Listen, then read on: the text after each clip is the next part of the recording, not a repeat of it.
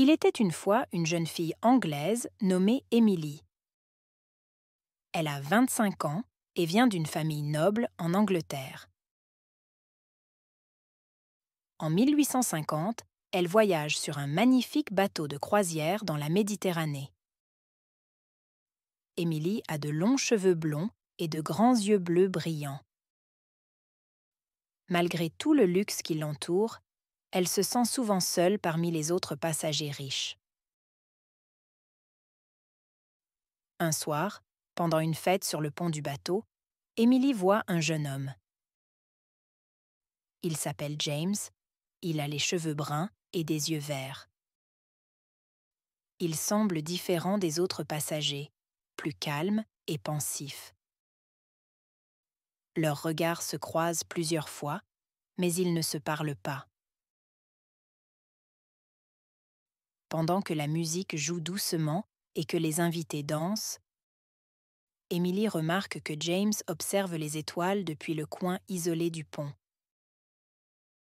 Intriguée, elle décide de s'approcher discrètement. Les étoiles brillent intensément au-dessus d'eux, et Emily sent une connexion spéciale avec cet inconnu solitaire. Elle rassemble son courage et lui adresse un sourire timide. James tourne lentement la tête vers elle, ses yeux verts brillant sous la lumière des étoiles. Pour un instant, ils se regardent en silence, comme si le temps s'arrêtait autour d'eux. Emily sent son cœur battre plus vite, captivée par la profondeur de son regard. Le moment est interrompu par l'arrivée d'autres invités curieux de rencontrer James, le nouvel artiste prometteur qui voyage à travers la Méditerranée pour trouver l'inspiration. Emily se retrouve à nouveau entourée de gens qui parlent de choses qu'elle ne comprend pas vraiment, mais son esprit est ailleurs, captivé par la présence discrète mais magnétique de James. À la fin de la soirée, Emily retourne dans sa cabine. Son esprit rempli de pensées sur cet étrange jeune homme et sur les étoiles qui ont semblé briller plus intensément ce soir-là. Elle ne sait pas ce que l'avenir leur réserve, mais elle sait qu'elle veut en savoir plus sur James, cet artiste mystérieux aux yeux verts. Les jours s'écoulent sur le bateau de croisière et Emily ne peut s'empêcher de penser à James. Chaque fois qu'elle se promène sur le pont ou assiste à une réception, elle regarde attentivement autour d'elle, espérant le voir à nouveau avec ses yeux verts et son expression mélancolique. Pourtant, James semble toujours échapper à ces rencontres fortuites, aussi mystérieux qu'une étoile filante dans le ciel nocturne. Un après-midi, Emily décide de visiter la bibliothèque du bateau pour passer le temps.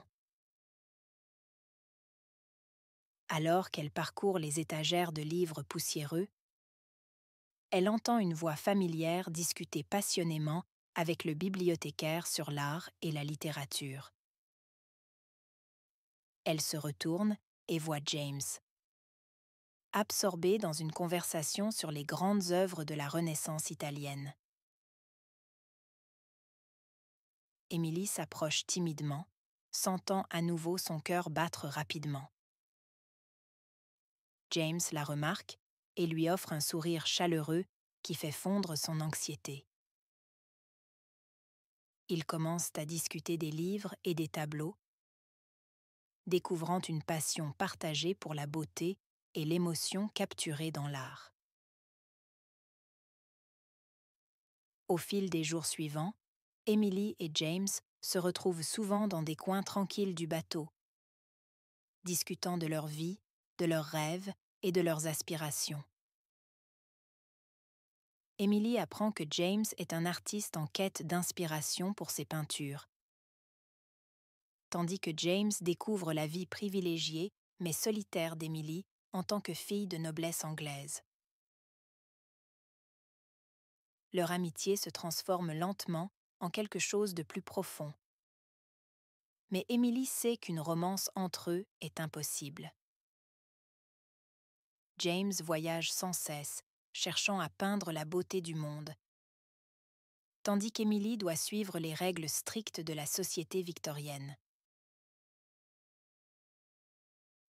Le dernier soir de la croisière, Emily et James se tiennent sur le pont, regardant les vagues scintillantes sous la lumière de la lune. Ils partagent un moment de silence tendre, sachant que leur temps ensemble touche à sa fin. James prend doucement la main d'Emily dans la sienne, un geste simple mais chargé d'émotion. Emily regarde James avec gratitude et tristesse, sachant qu'ils ne se reverront peut-être jamais après cette nuit. Ils échangent un dernier regard chargé de promesses non tenues et de souvenirs partagés avant de se séparer, chacun poursuivant son chemin, mais profondément marqué par cette rencontre éphémère sur le bateau de croisière à l'été de 1850. Des années plus tard, Emily a épousé un vicomte. Elle a des enfants et mène une vie confortable, mais elle pense souvent à James. Un jour, elle visite une galerie d'art avec son mari et ses enfants. En parcourant les œuvres exposées, elle s'arrête soudainement devant un tableau qui la touche profondément. C'est une peinture de James.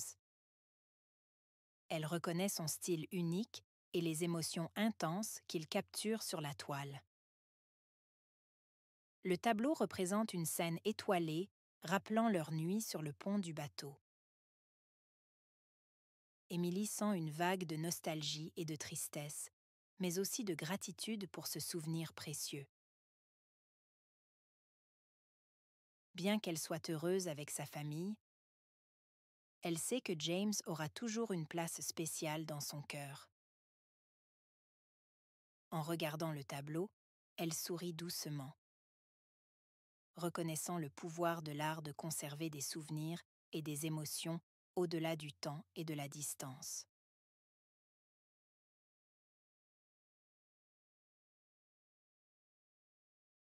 Bonjour, je m'appelle Claire.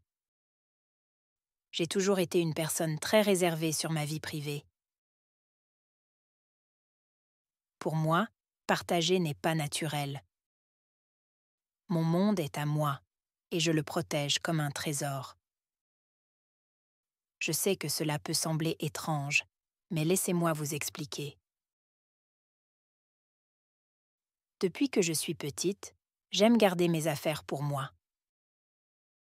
Mon jouet préféré, un petit ours en peluche nommé Maurice, n'était touché par personne sauf moi. Quand mes cousins venaient jouer, je le cachais sous mon lit. Personne ne comprenait pourquoi, pas même mes parents. À l'école, c'était la même chose. Je préférais travailler seule. Quand la maîtresse nous demandait de partager nos crayons ou nos gommes, cela me rendait nerveuse. Je craignais qu'on me prenne quelque chose ou qu'on abîme mes affaires. Alors, je refusais poliment, mais fermement. En grandissant, cette habitude est restée. Je ne prête pas mes livres, je ne partage pas mes vêtements, et même dans mon travail, je garde mes idées pour moi. On me dit parfois que je suis égoïste, mais je ne le vois pas comme ça.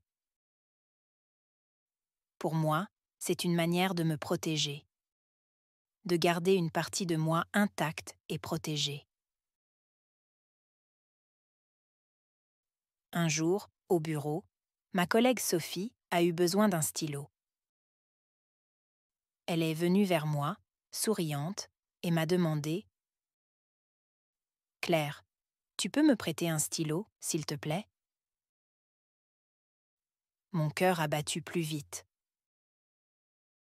J'avais toujours un stock de stylos, mais l'idée de partager m'a immédiatement mise mal à l'aise.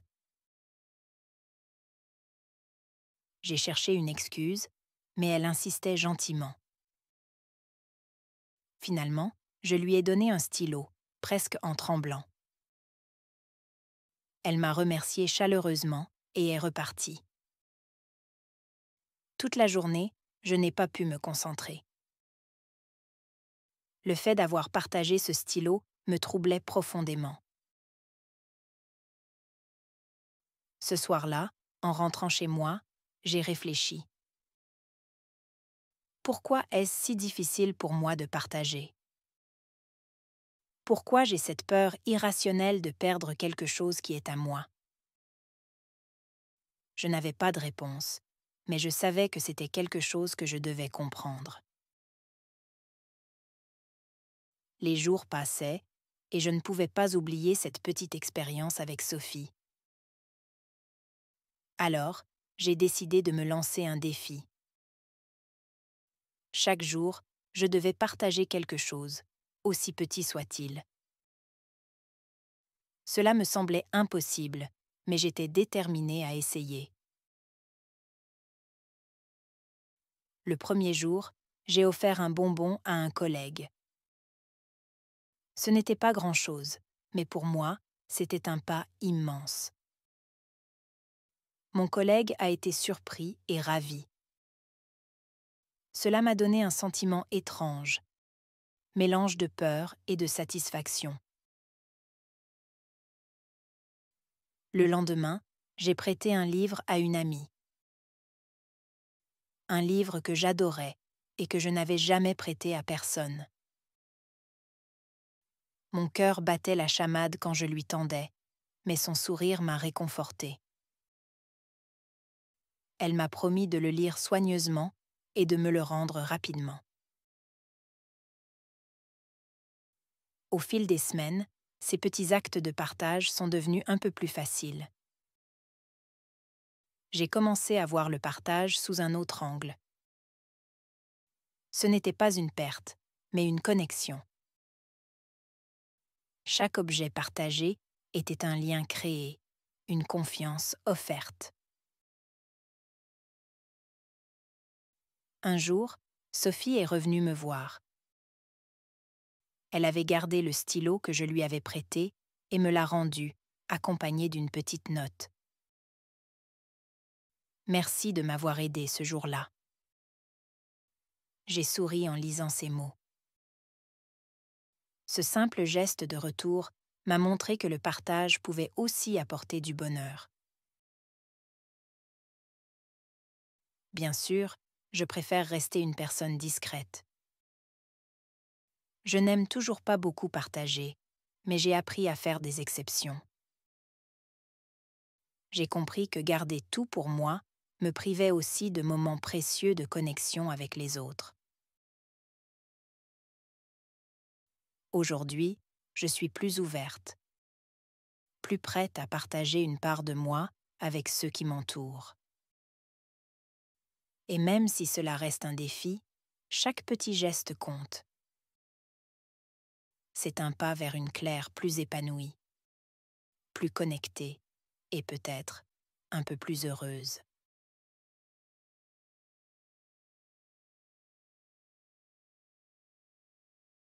Je me souviens du jour où tout a changé.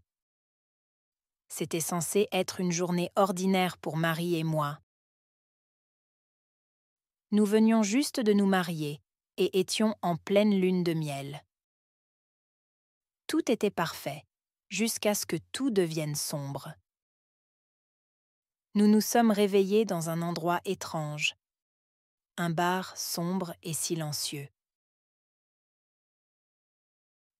Nous étions seuls, sauf pour la présence d'un homme mystérieux derrière le comptoir.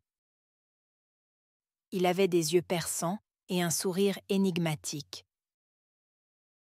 Marie, légèrement tremblante, prit la parole en premier. « Où sommes-nous? Que se passe-t-il » Sa voix résonnait dans le silence oppressant du bar. L'homme, qui se présenta comme Dan, nous regarda avec calme. « Bienvenue au Quinquet. Vous êtes ici pour jouer à un jeu. » Je fronçai les sourcils, sceptique. Un jeu? Quel genre de jeu? Mon esprit tourbillonnait d'appréhension et de surprise face à cette situation surréaliste. Dan inclina la tête, comme s'il avait prévu ma réaction. Un jeu où vos vies sont en jeu. Les mots résonnèrent dans l'air comme un coup de tonnerre. Marie et moi échangions des regards confus et effrayés. Était-ce une plaisanterie de mauvais goût? Ou quelque chose de bien plus sinistre se passait-il dans l'ombre de cet endroit lugubre? Avant que nous puissions poser plus de questions, Dan nous conduisit dans une salle adjacente. La vue qui nous attendait était terrifiante. Des corps pendus, des visages figés dans une expression de douleur. Mon cœur s'emballa dans ma poitrine alors que je réalisais que ce lieu n'était pas seulement étrange, mais dangereux. Refuser de jouer a des conséquences, expliqua Dan d'une voix grave. C'est à vous de décider. Malgré notre peur grandissante, nous savions que nous n'avions pas d'autre choix.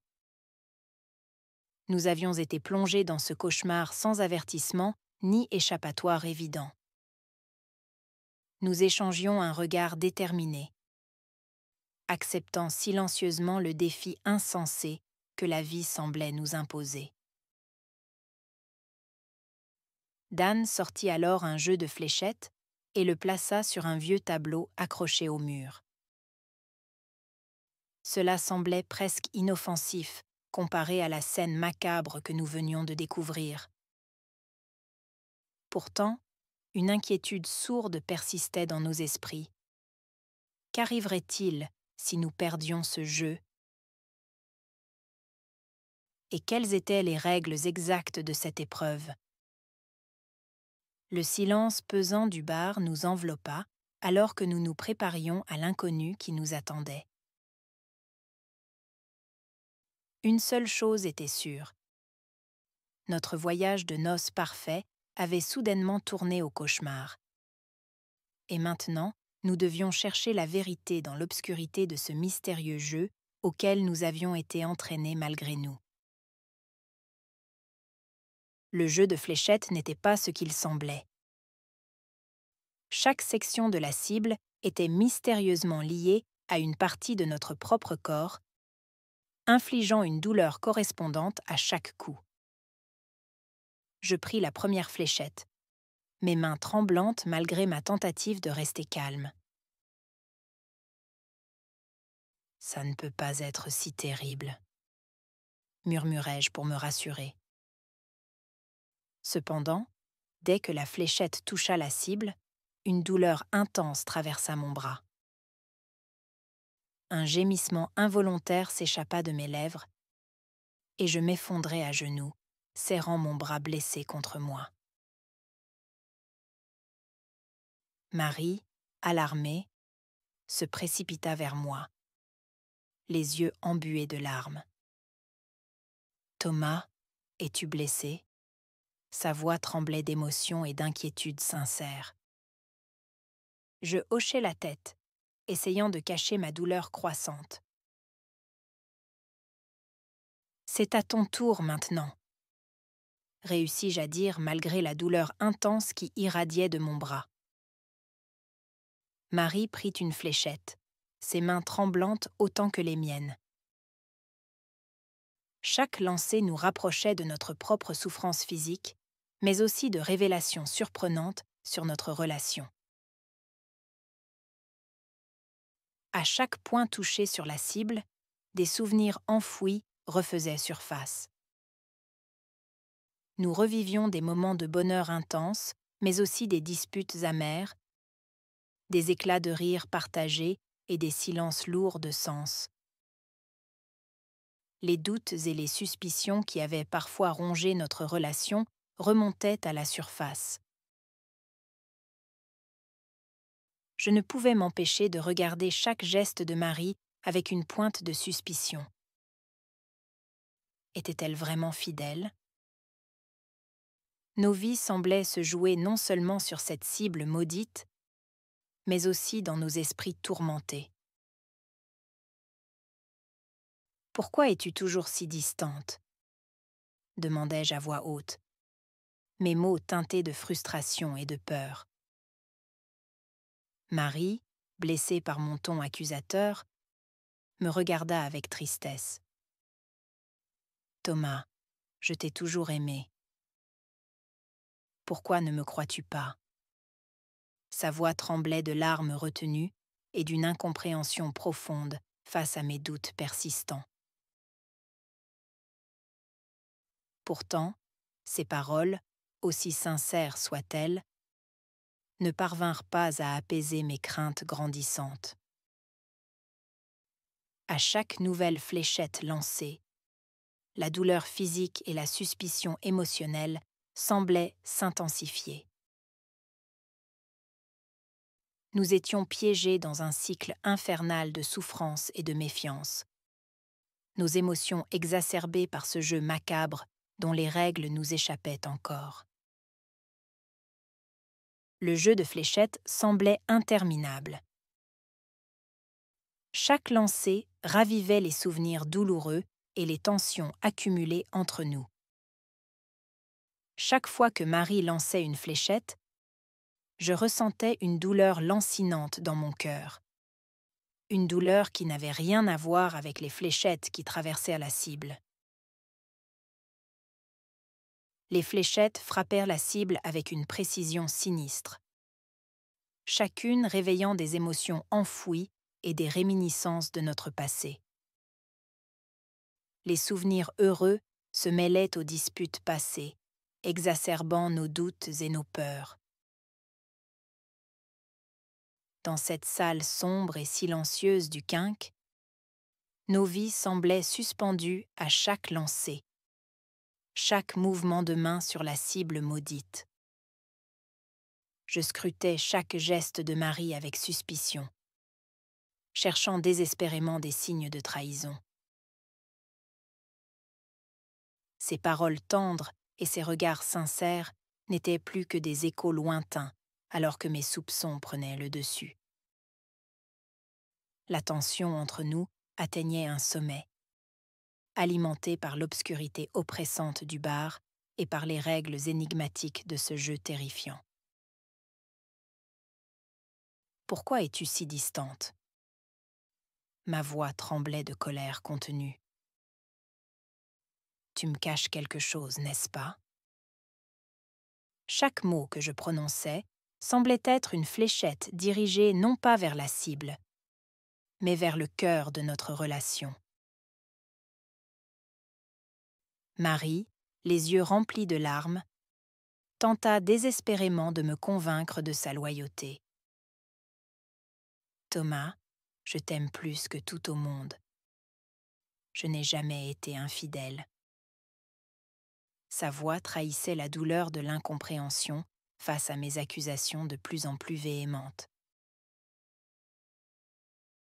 Mais mes doutes persistaient, alimentés par les ombres dans notre passé et par les démons de ma propre insécurité.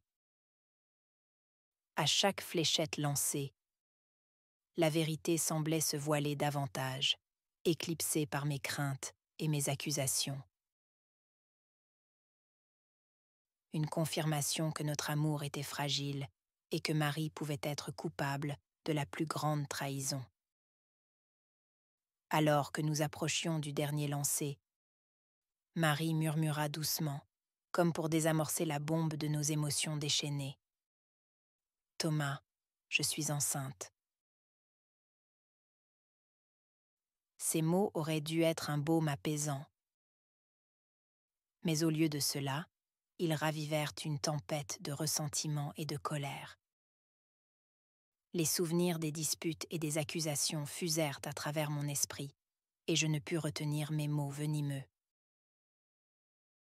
« Tu mens !» hurlai-je, les fléchettes serrées dans ma main comme des armes.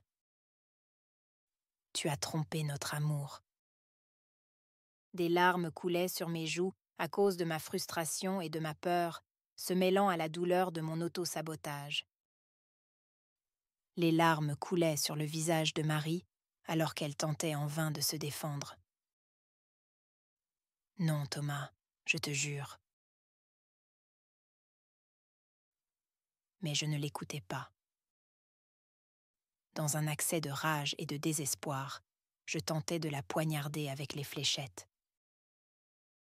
Dan, témoin impassible de notre drame intérieur, intervint alors d'un mouvement rapide et précis, arrêtant mon geste destructeur avant qu'il ne soit trop tard. « Le jeu est terminé », déclara-t-il d'une voix aussi impassible que la pierre. « La décision est prise. » Les forces invisibles nous séparèrent, Marie et moi, alors que Dan nous guida vers nos ascenseurs respectifs. Au-dessus de Marie, un masque bienveillant brillait doucement, témoignant de son innocence et de sa pureté. Au-dessus de moi, un masque sombre et menaçant reflétait mes tourments intérieurs et mes actes irréfléchis. Alors que les portes de l'ascenseur se fermaient lentement entre nous, je réalisais enfin la gravité de mes actions. J'avais perdu Marie pour toujours à cause de mes propres démons. Le quinque avait jugé nos âmes, et j'avais été condamné par mes propres doutes et ma jalousie maladive. Les larmes coulaient sur mon visage, alors que l'ascenseur m'emportait vers une destinée que je savais bien mériter.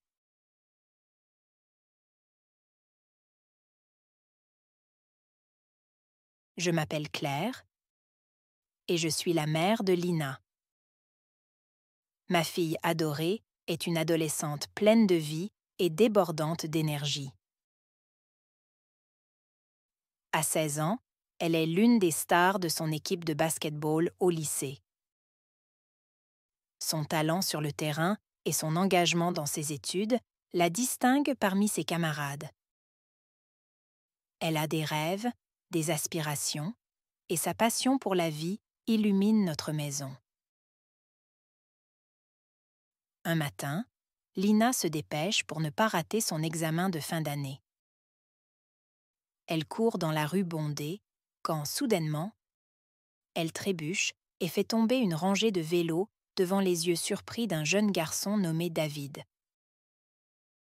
Ce n'était qu'une maladresse, pensai-je. Mais, peu de temps après, un autre incident survient. Lina trébuche de nouveau, et cette fois-ci, elle ne parvient pas à amortir sa chute avec ses mains. J'étais là, témoin de cet événement inquiétant. J'ai commencé à remarquer d'autres signes troublants. Lina lâche fréquemment les objets qu'elle tient, et sa coordination semble se détériorer lentement.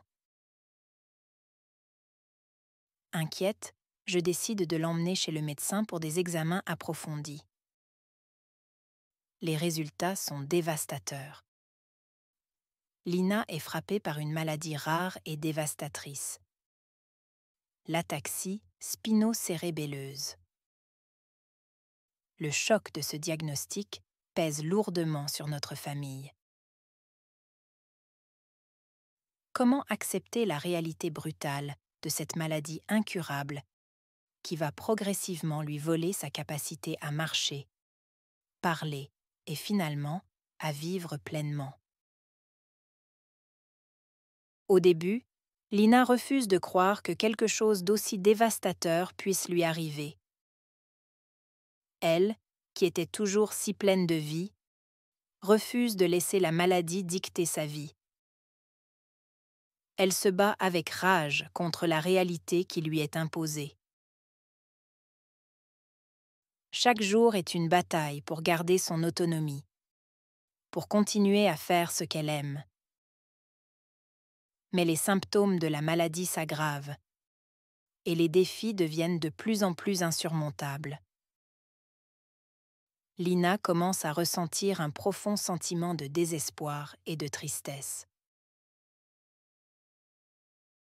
La perte progressive de sa mobilité et de son indépendance la plonge dans une profonde frustration et colère.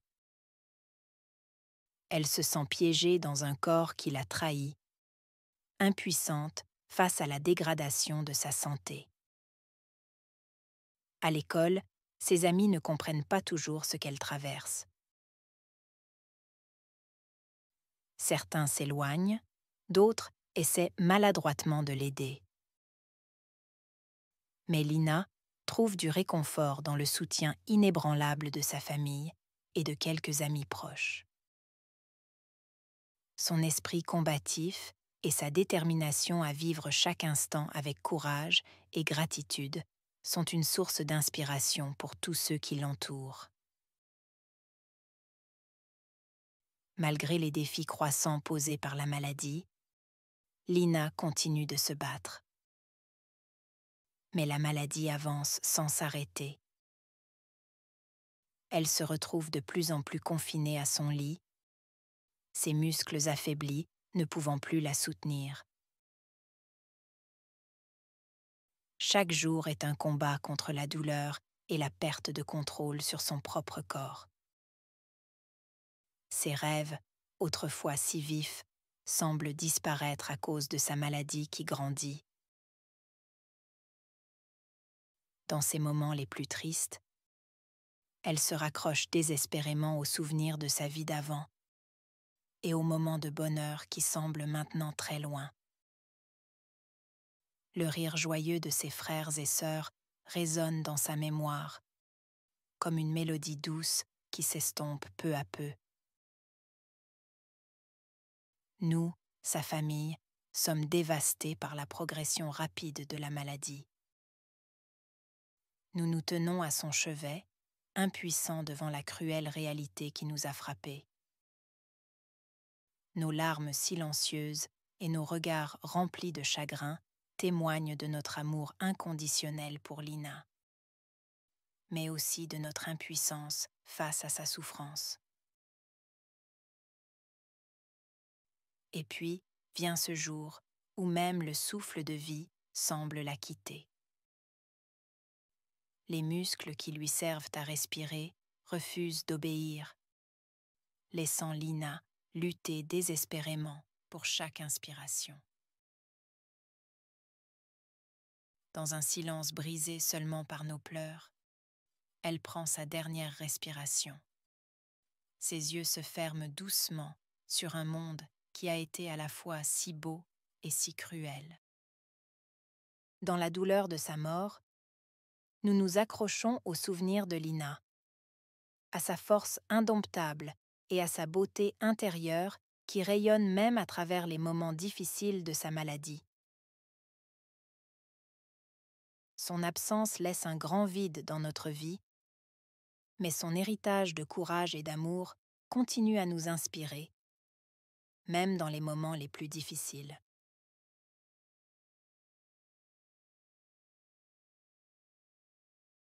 Aujourd'hui, c'est une journée ordinaire. Je me lève tôt, comme d'habitude. Il est 7 heures du matin et le soleil commence à peine à se lever. Je m'habille rapidement et prends mon sac pour aller au marché. J'adore aller au marché le matin, quand les étals sont encore frais et pleins de produits colorés. Je marche jusqu'au marché qui est à quelques rues de chez moi.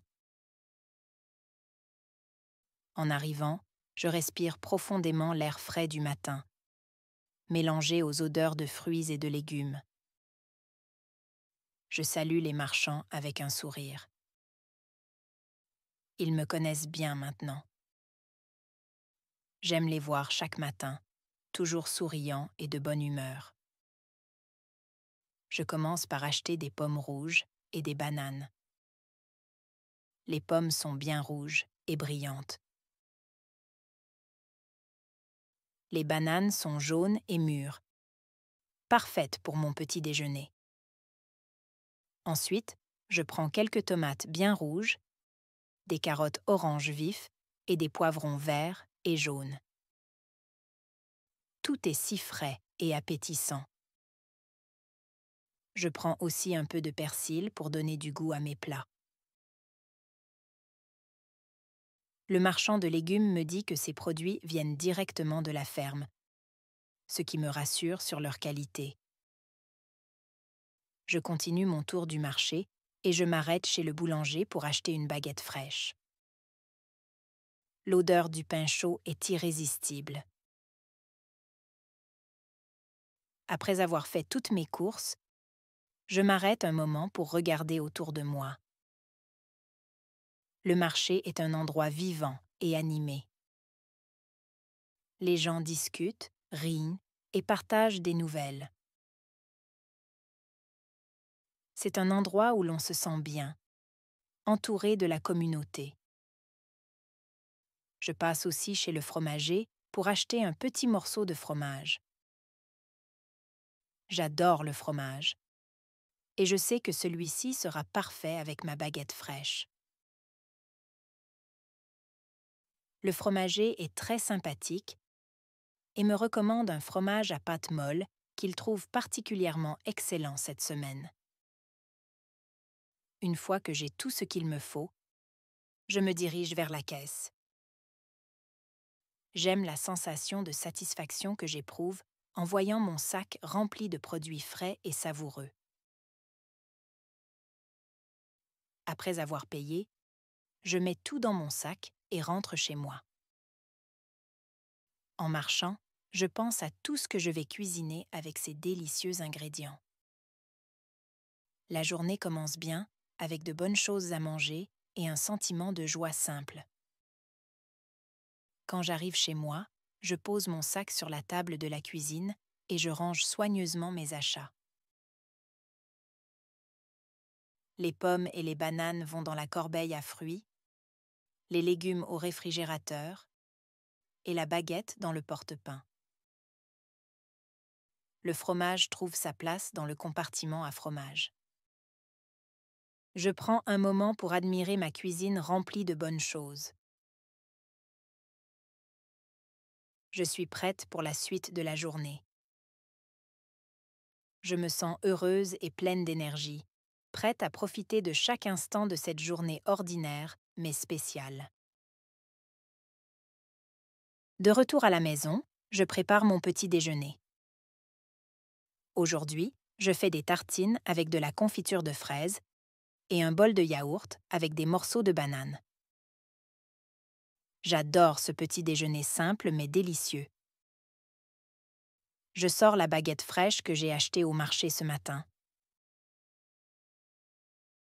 Je coupe une belle tranche et l'étale de confiture de fraises. L'odeur de la confiture sucrée me donne l'eau à la bouche.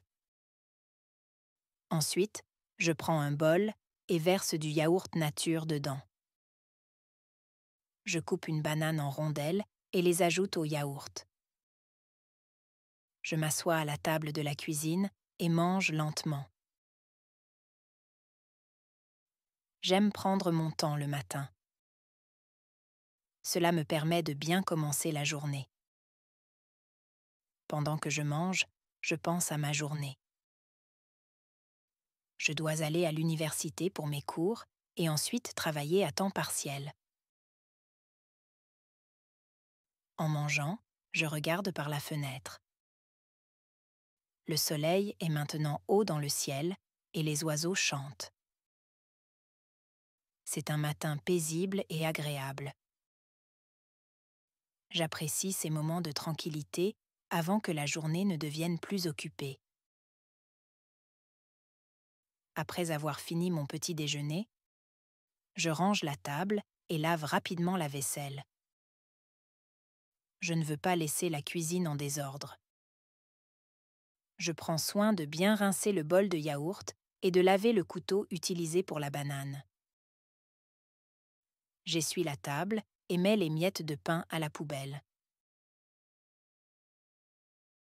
Ensuite, je prépare mon sac pour l'université.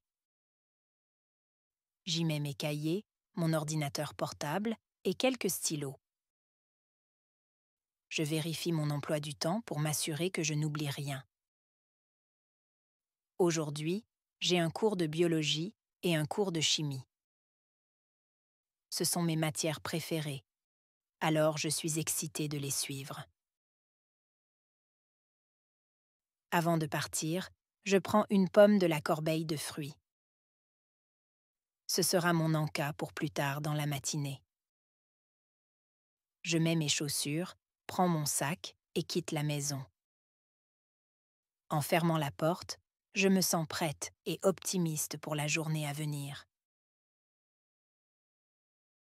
Marcher vers l'université me permet de respirer l'air frais et de profiter du beau temps. C'est agréable de sentir le soleil sur mon visage et d'entendre les bruits de la ville qui s'éveille. Je me sens énergisée et pleine de motivation. Il est midi et c'est l'heure de préparer le déjeuner. Aujourd'hui, je décide de faire une salade de légumes avec les tomates, les carottes et les poivrons que j'ai achetés ce matin. La cuisine est remplie de la lumière du soleil et je mets de la musique pour rendre l'atmosphère encore plus agréable. Je commence par laver les légumes. Je les passe sous l'eau froide et les frotte doucement pour enlever toute la saleté. Ensuite, je prends une planche à découper et un couteau bien aiguisé. Je coupe les tomates en petits morceaux, puis je fais de même avec les poivrons. Les couleurs vives des légumes me mettent de bonne humeur. Ensuite, je m'occupe des carottes. Je les épluche d'abord, puis je les coupe en fines rondelles. La salade commence à prendre forme avec ses couleurs rouge, orange et vert. J'ajoute un peu de persil haché pour donner encore plus de goût et de fraîcheur.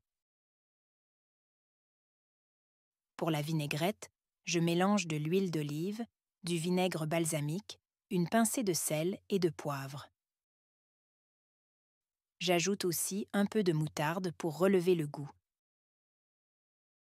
Je verse la vinaigrette sur les légumes et mélange délicatement pour bien répartir les saveurs. Je prépare aussi un peu de riz pour accompagner la salade.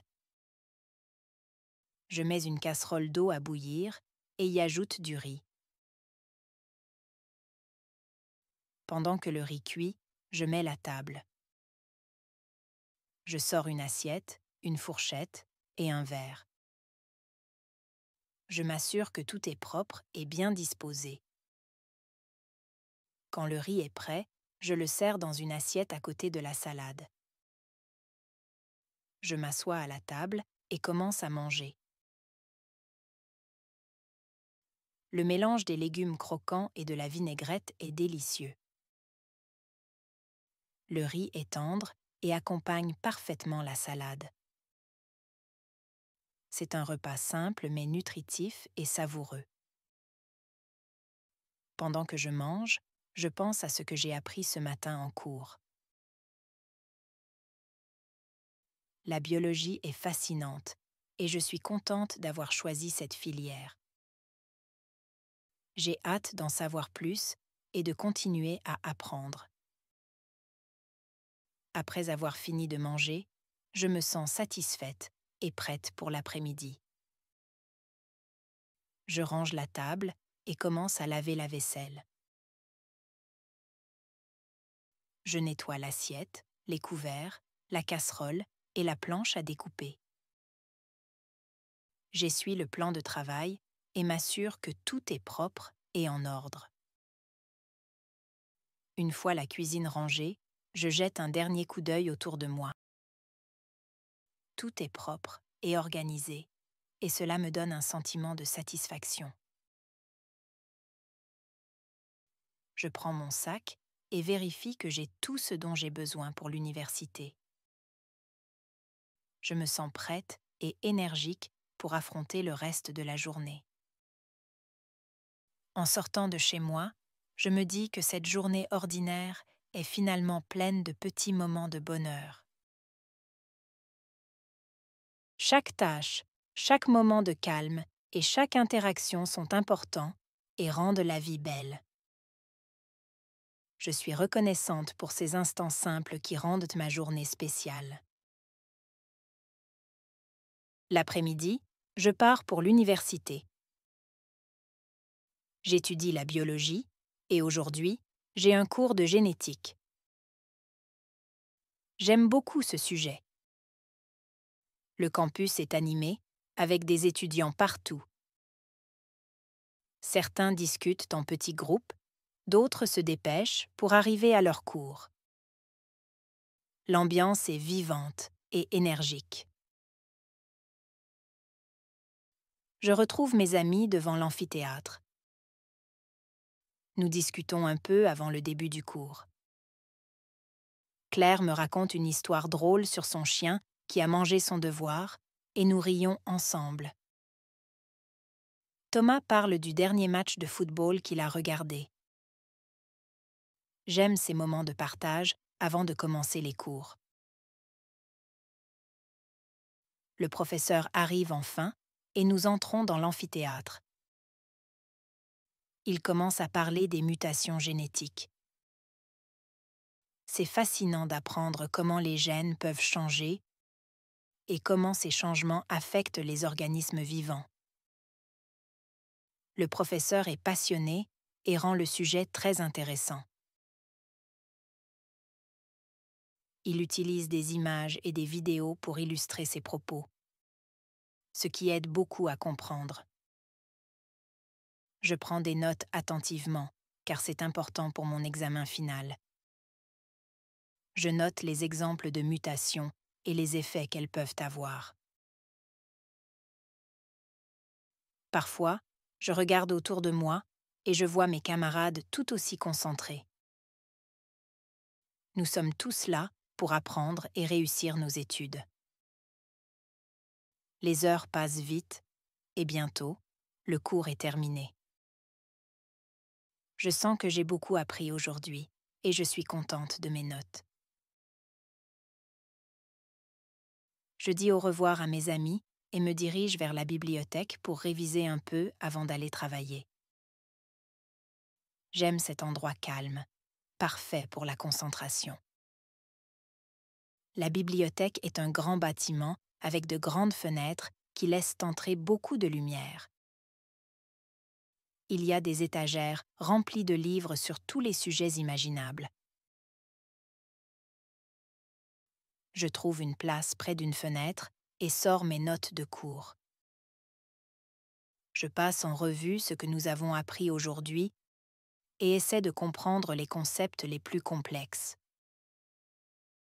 Pendant que je révise, je vois d'autres étudiants autour de moi, certains plongés dans leurs livres, d'autres discutant en chuchotant. L'atmosphère est studieuse et motivante. Cela me donne envie de travailler encore plus dur pour atteindre mes objectifs. Après 1 heure de révision, je décide de faire une petite pause. Je vais au café de la bibliothèque et m'achète un café. En buvant mon café, je regarde par la fenêtre et vois les arbres du campus. Les feuilles bougent doucement avec le vent. C'est un moment de calme avant de reprendre le travail. Je retourne à ma place et continue de réviser.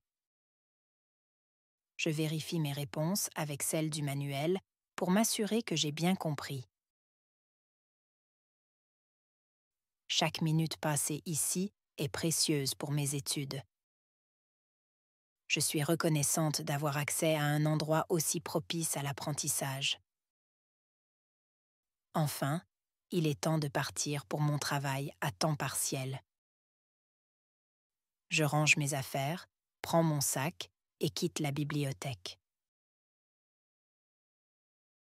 En marchant vers le café où je travaille, je pense à tout ce que j'ai accompli aujourd'hui. C'était une journée bien remplie, mais j'ai réussi à tout faire. Je me sens confiante et prête pour la suite de la journée. Travailler et étudier en même temps n'est pas facile, mais c'est une expérience enrichissante. Chaque journée apporte de nouvelles connaissances et de nouveaux défis, et je suis prête à les relever. Après mes études, je me rends à mon travail à temps partiel. Je travaille dans un petit café près de l'université. C'est un endroit accueillant et chaleureux, avec des tables en bois et des lumières douces. J'y travaille depuis 6 mois maintenant, et j'aime beaucoup ce travail. Aujourd'hui, je dois servir les clients et préparer des boissons. En arrivant, je salue mes collègues et enfile mon tablier. Le café est déjà animé, avec des étudiants qui discutent et des gens qui travaillent sur leurs ordinateurs portables. Je vais derrière le comptoir et commence à préparer des cappuccinos, des thés et des chocolats chauds. J'aime parler avec les clients et rendre leur journée un peu plus agréable. Certains sont des habitués et commandent toujours la même chose. Je connais leurs préférences par cœur. Il y a Monsieur Dupont, par exemple, qui prend toujours un café noir sans sucre, et Anne, une étudiante en littérature, qui adore le thé vert à la menthe. Le temps passe vite quand on est occupé. Je prends les commandes, prépare les boissons et les apporte aux tables. J'essaie toujours de sourire et de dire un mot gentil à chaque client. C'est important pour moi qu'ils se sentent bien accueillis. Vers 17 heures, il y a un peu moins de clients, alors j'en profite pour nettoyer les tables et réapprovisionner le comptoir. Je remplis les pots de sucre, de lait et de cacao. Je m'assure que tout est propre et en ordre. C'est agréable de voir le café bien rangé et prêt pour les prochains clients. En fin de journée, le café commence à se vider. Mes collègues et moi nous occupons des dernières commandes. Nous plaisantons et rions ensemble, ce qui rend le travail plus léger et amusant. À 19 heures, il est temps de fermer. Je nettoie les machines à café, lave les tasses et les verres et balaie le sol. Je suis fatiguée, mais contente de ma journée. En rentrant chez moi, je pense à tout ce que j'ai fait aujourd'hui. J'ai étudié des sujets passionnants à l'université, révisé à la bibliothèque et travaillé au café. C'était une journée bien remplie, mais ordinaire. Je marche lentement, profitant de la fraîcheur du soir. Les rues sont calmes et éclairées par les lampadaires. En arrivant chez moi, je me sens satisfaite de tout ce que j'ai accompli. Je prends une douche rapide pour me détendre, puis je prépare un petit dîner léger. Une soupe et une tranche de pain suffisent pour ce soir. Je m'assois dans mon canapé avec une tasse de tisane et un bon livre. C'est mon moment de détente avant de dormir.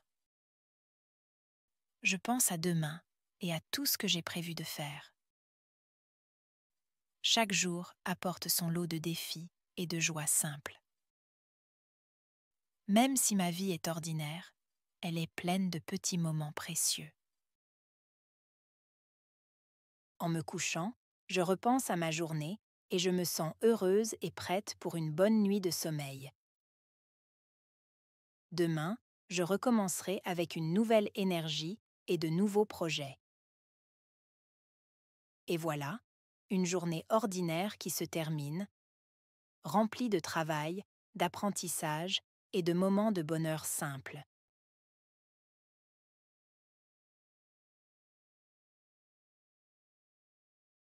Mademoiselle Fatou arrive à Paris un matin de septembre 1970. Elle descend de l'avion, son cœur battant d'excitation et de nervosité. Elle regarde autour d'elle, fascinée par tout ce qu'elle voit. L'aéroport est immense et bruyant. Il y a des gens de toutes sortes, parlant des langues différentes. Fatou tient fermement sa valise et suit les panneaux jusqu'à la sortie. Dehors, l'air est frais et différent de celui de son pays. Elle prend un taxi pour se rendre à son nouvel appartement. En route, elle regarde par la fenêtre, émerveillée par les grands bâtiments et les monuments célèbres comme la Tour Eiffel et le Louvre. Paris est une ville immense, pleine de vie et de mystère. Fatou vient du Sénégal et c'est sa première fois en Europe.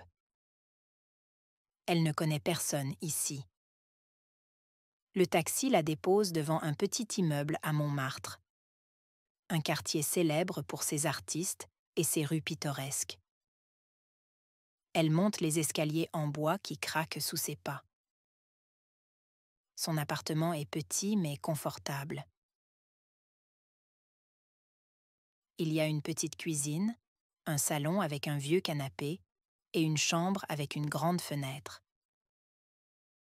Fatou ouvre la fenêtre et respire l'air frais. Elle peut voir les toits de Paris et au loin, la basilique du Sacré-Cœur. Fatou se sent excitée, mais aussi un peu inquiète. Elle ne connaît personne ici et ne sait pas par où commencer. Elle décide de sortir et de découvrir son quartier. Elle marche lentement dans les rues pavées, admirant les grands bâtiments et les cafés animés.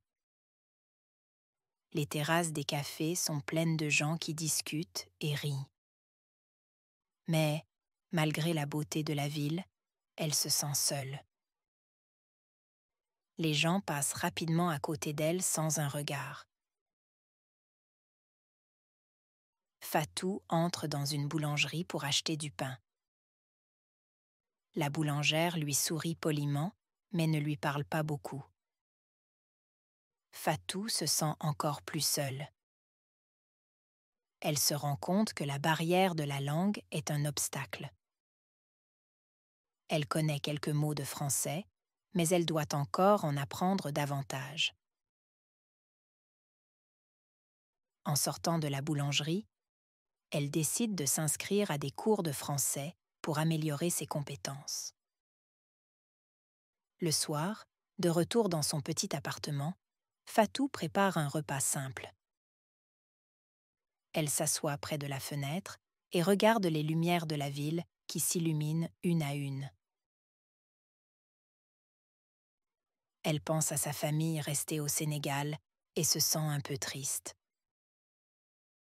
Elle écrit une lettre à sa mère pour lui raconter son arrivée à Paris et lui dire qu'elle va bien.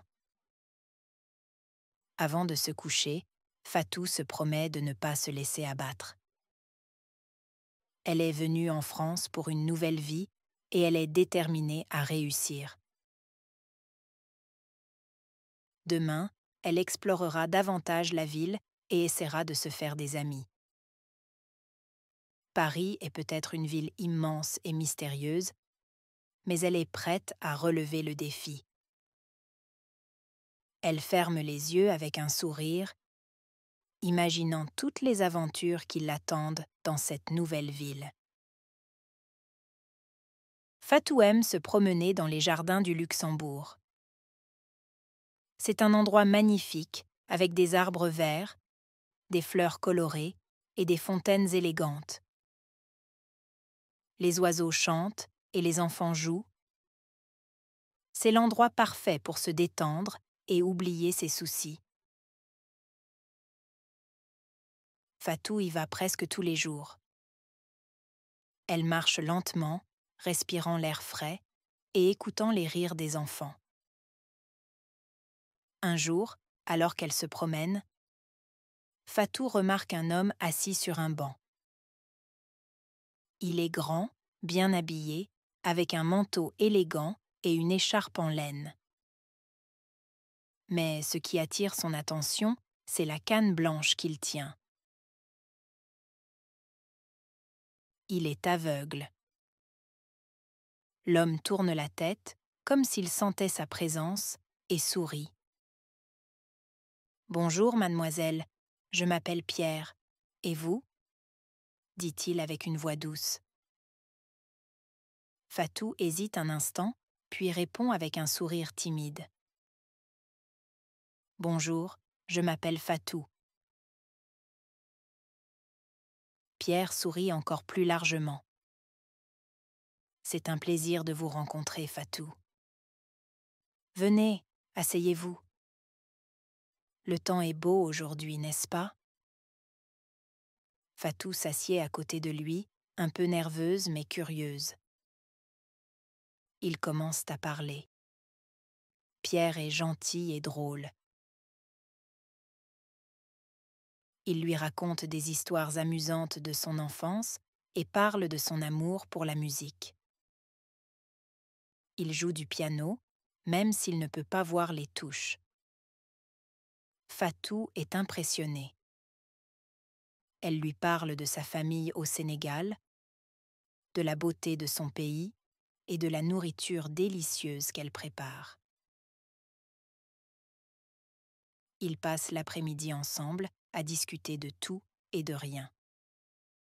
Fatou découvre que Pierre est un homme cultivé et passionné. Il connaît beaucoup de choses sur l'histoire, la littérature et la musique. Il lui parle de ses livres préférés et lui recommande des auteurs français à lire pour améliorer son français.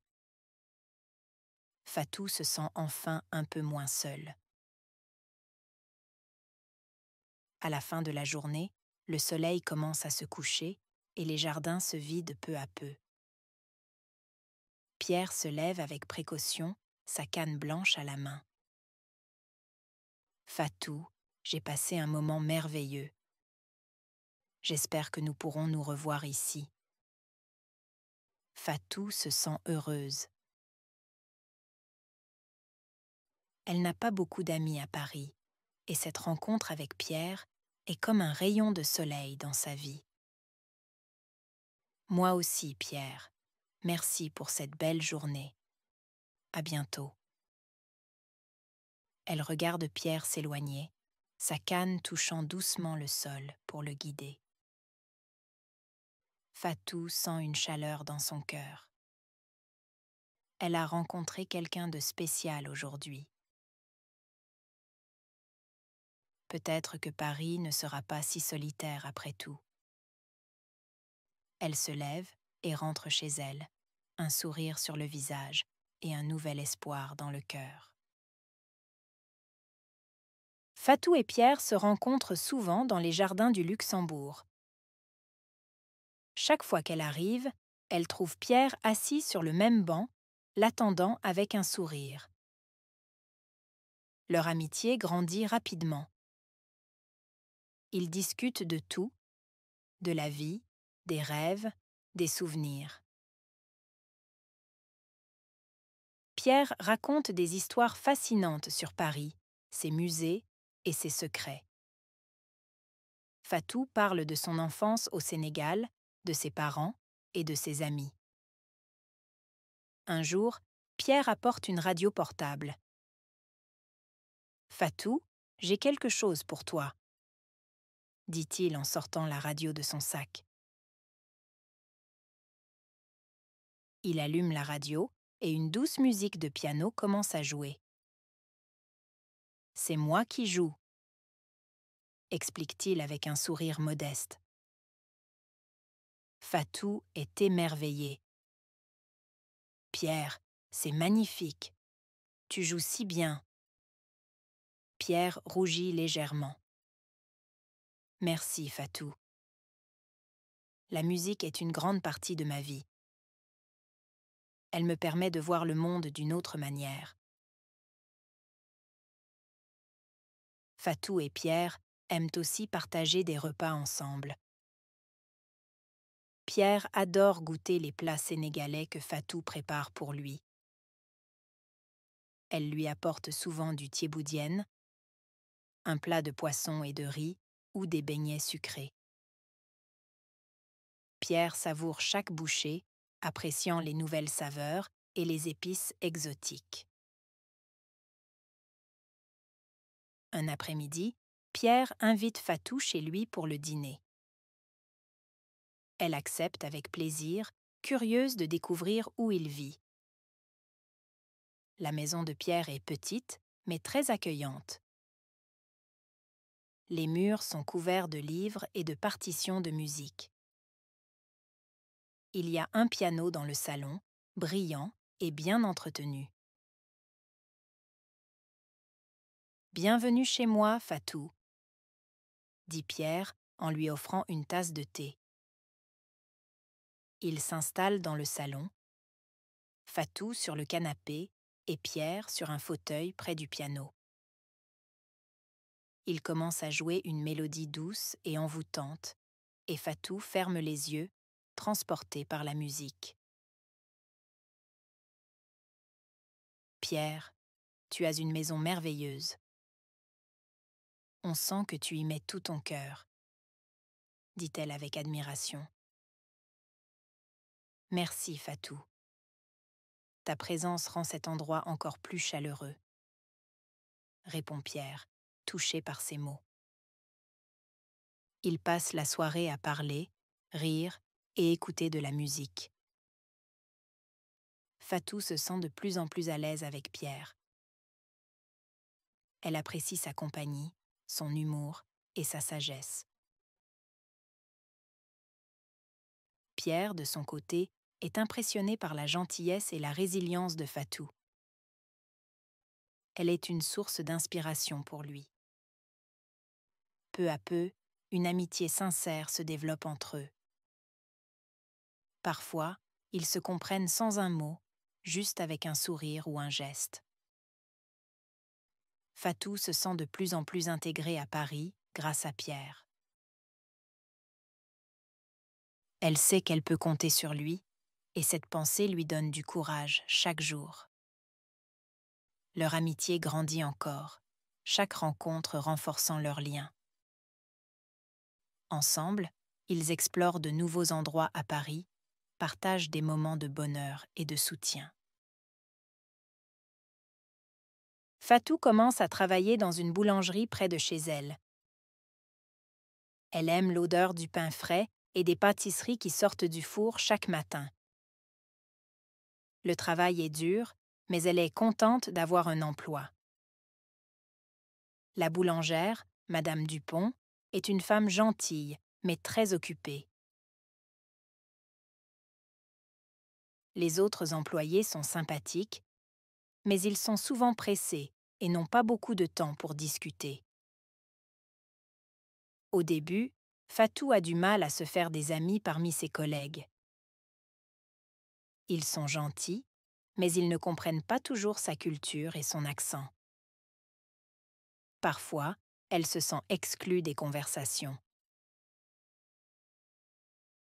Elle se concentre sur son travail, espérant qu'avec le temps, elle se fera des amis. Les clients de la boulangerie sont variés. Certains sont patients et gentils, mais d'autres sont impatients et parfois même impolis. Un jour, un client mécontent se plaint que Fatou ne comprend pas bien sa commande. Fatou s'excuse, mais elle se sent découragée. Elle parle de ses difficultés à Pierre, qui l'écoute attentivement. Fatou, ne te laisse pas abattre, lui dit Pierre avec douceur. Les débuts sont toujours difficiles, mais tu es courageuse et tu réussiras. Tu dois simplement continuer à apprendre et à t'améliorer. Pierre l'encourage à suivre des cours de français supplémentaires.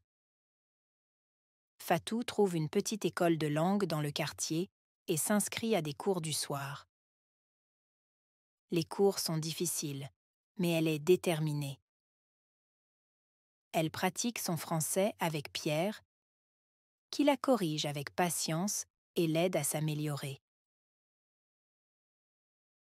Un autre défi pour Fatou est de s'habituer au climat de Paris. Les hivers sont froids, bien plus froids que ceux à quoi elle est habituée. Elle doit acheter des vêtements chauds et s'adapter à la neige et à la pluie. Les journées grises et courtes la rendent parfois triste. Mais elle se rappelle pourquoi elle est venue en France. Pour une nouvelle vie, pleine de nouvelles opportunités. Un jour, alors qu'elle rentre chez elle après une longue journée de travail, Fatou trouve une lettre dans sa boîte aux lettres. C'est une lettre de sa mère. Elle l'ouvre avec excitation et lit les nouvelles de sa famille. Sa mère lui raconte ce qui se passe à la maison et lui dit combien elle lui manque. Fatou sent les larmes lui monter aux yeux. Elle se sent très loin de chez elle. Elle décide de répondre immédiatement à la lettre.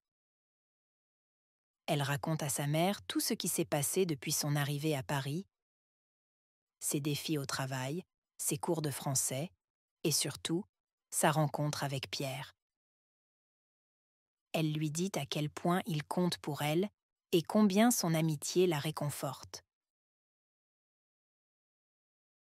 Le soutien de Pierre et les nouvelles de sa famille donnent à Fatou la force de continuer. Elle persévère dans son travail, améliorant chaque jour son français et essayant de mieux comprendre ses collègues. Peu à peu, certains d'entre eux commencent à la connaître davantage et à l'apprécier. Un soir, après son cours de français, Fatou reçoit un appel de Pierre. « Fatou, j'ai une surprise pour toi. Viens chez moi demain soir. » Intriguée, Fatou accepte. Le lendemain soir, elle arrive chez Pierre, curieuse de découvrir sa surprise. Pierre l'accueille avec un sourire et lui tend une petite boîte. « Ouvre-la, » dit-il avec enthousiasme. Fatou ouvre la boîte et découvre une belle écharpe en laine, de couleur vive. « Pierre, c'est magnifique. Merci beaucoup. Je me suis dit que tu aurais besoin de quelque chose de chaud pour te protéger du froid parisien, » explique Pierre. Et puis, les couleurs me rappellent le soleil de ton pays. Fatou est touchée par cette attention. Merci, Pierre. Ton amitié signifie beaucoup pour moi. Ensemble, ils surmontent les obstacles et les préjugés. Fatou trouve enfin sa place en France grâce à l'amour et à l'amitié sincère qu'elle partage avec Pierre. Elle comprend que malgré les différences et les défis, le soutien mutuel et la compréhension peuvent rendre la vie plus belle. Les jours passent et l'amitié entre Fatou et Pierre devient de plus en plus forte. Ils se voient régulièrement, partagent des repas, des rires et des moments de complicité. Fatou se sent enfin à l'aise dans cette nouvelle vie, grâce au soutien indéfectible de Pierre. Il est toujours là pour elle, prêt à l'écouter et à l'encourager. et elle, en retour, lui apporte de la joie et de la chaleur. Un soir d'été, alors qu'ils se promènent le long de la Seine, Pierre propose de s'arrêter sur un banc pour admirer les lumières de la ville. Fatou accepte avec plaisir.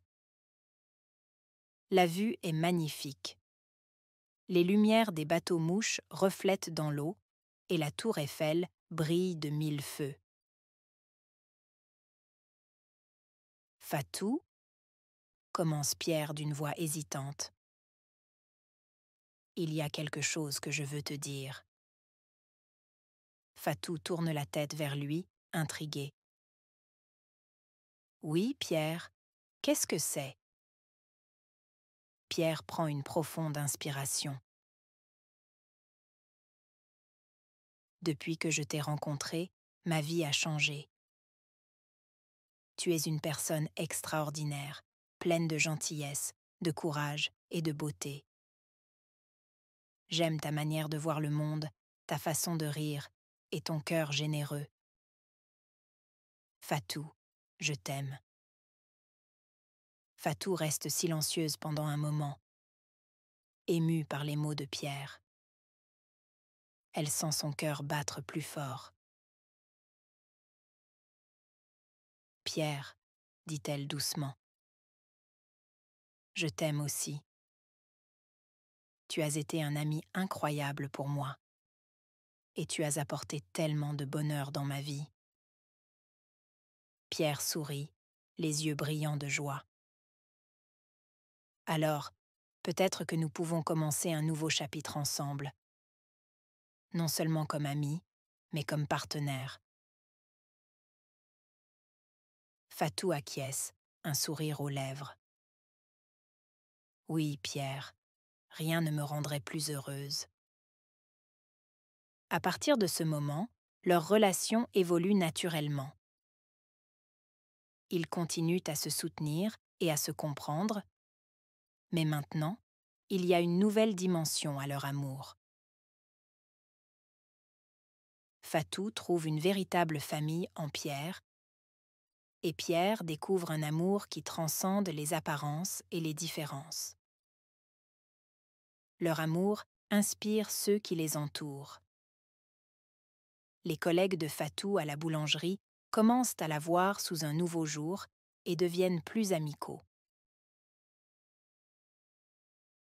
Les voisins de Pierre, qui l'ont toujours vu comme un homme réservé et solitaire, remarquent le changement en lui. Il est plus souriant, plus ouvert, et tout le monde voit combien Fatou et Pierre sont heureux ensemble. Fatou et Pierre aiment explorer Paris main dans la main. Ils visitent des musées, assistent à des concerts et passent des heures à discuter dans les cafés. Leur amour grandit chaque jour, nourri par leur respect mutuel et leur profond attachement. Un soir d'hiver, alors qu'ils sont assis ensemble près de la cheminée de Pierre, Fatou regarde Pierre et dit « Pierre, je n'aurais jamais imaginé trouver quelqu'un comme toi en venant en France. Tu m'as aidé à surmonter tant de défis et je suis si reconnaissante. » Elle laisse échapper un soupir de bonheur, le regard brillant de gratitude. Pierre serre Fatou dans ses bras et murmure « Tu es la meilleure chose qui me soit arrivée, Fatou. Ensemble, nous pouvons tout affronter. »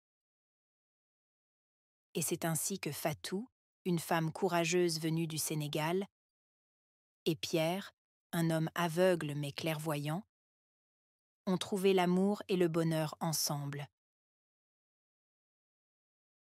Leur histoire montre que l'amour vrai va au-delà des pays et que la beauté intérieure est essentielle.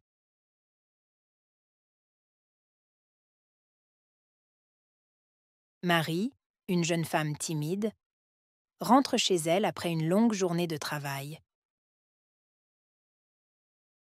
Elle vit seule dans un petit appartement en ville. Fatiguée, elle décide de prendre une douche pour se détendre. Elle entre dans la salle de bain et tourne le robinet. De la vapeur s'échappe du jet chaud, la faisant se sentir mieux. Pendant que Marie se lave, elle voit des choses bouger dans le coin de la pièce, juste à côté de ce qu'elle peut voir. Des ombres sombres semblent danser dans les coins. Mais chaque fois qu'elle tourne la tête pour regarder, elles disparaissent. Marie commence à se sentir mal à l'aise. Mais elle continue de se laver rapidement en essayant de ne pas y penser. Tout à coup, l'eau devient froide. Marie frissonne et se dépêche de finir de se rincer.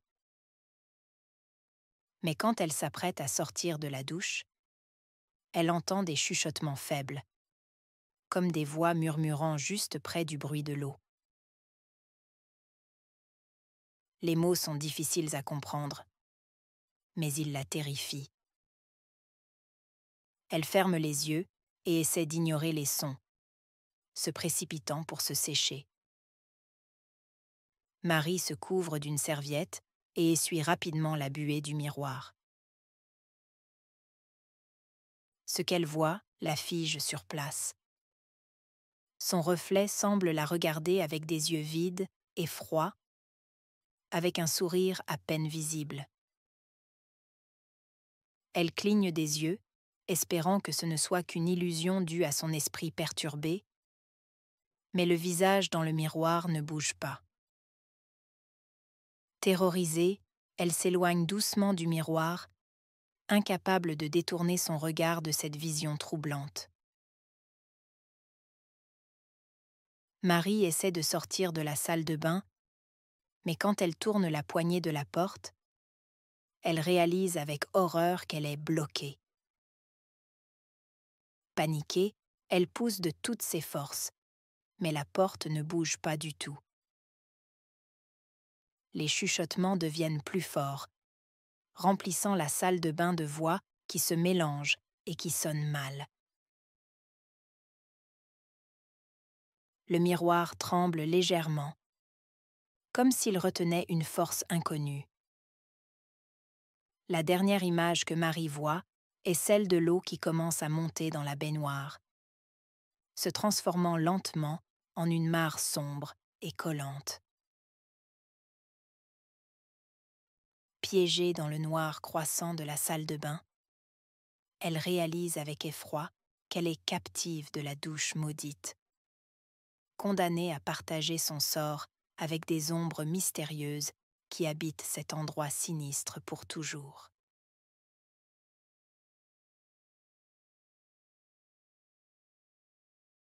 Il est tard, la nuit est calme. Pierre se promène seul au parc. Les lumières tremblent doucement à travers les arbres. Le seul bruit qu'il entend est celui des voitures au loin.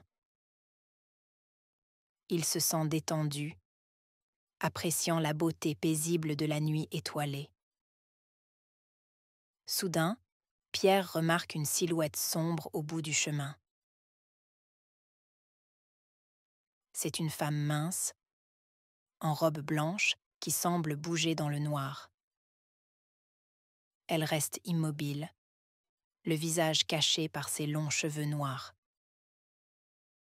Pierre frissonne, mais décide de continuer, pensant que c'est juste quelqu'un comme lui qui profite de la nuit. À mesure qu'il se rapproche, la femme reste immobile. Pierre commence à se sentir mal à l'aise.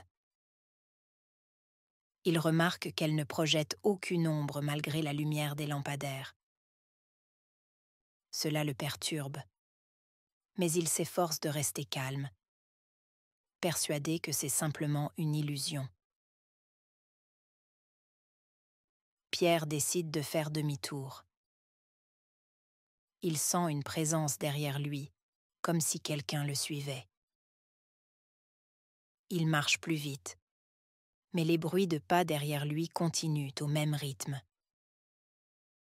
La peur le prend alors qu'il se retourne brusquement et voit la femme, maintenant tout près, le regardant avec des yeux sombres et vides.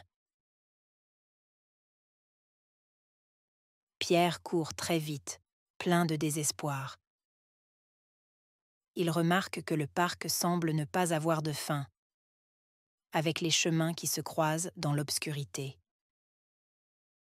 La femme le suit sans arrêt, et sa présence devient de plus en plus effrayante. Tout à coup, il se retrouve devant un mur épais de lierre. Coincé, il se retourne pour faire face à la femme, dont les cheveux flottent dans l'air sans vent. La femme s'approche lentement. Pierre, très effrayé et incapable de bouger, sait qu'il ne peut pas s'échapper. Elle tend sa main vers lui, révélant des doigts anormalement longs et courbés. Avant qu'il ne puisse crier, elle l'attrape par le bras. Sa peau est très froide. C'est à ce moment-là que Pierre comprend qu'il ne reverra jamais la lumière du jour. Le lendemain matin, les gens découvrent le corps de Pierre dans une partie éloignée du parc. Son visage montre une expression d'horreur inexplicable. La police enquête, mais ne trouve aucune trace de la mystérieuse femme en robe blanche. Certains disent que ceux qui se promènent seuls la nuit au parc risquent de rencontrer une ombre, une créature qui se nourrit de la peur des âmes perdues dans l'obscurité.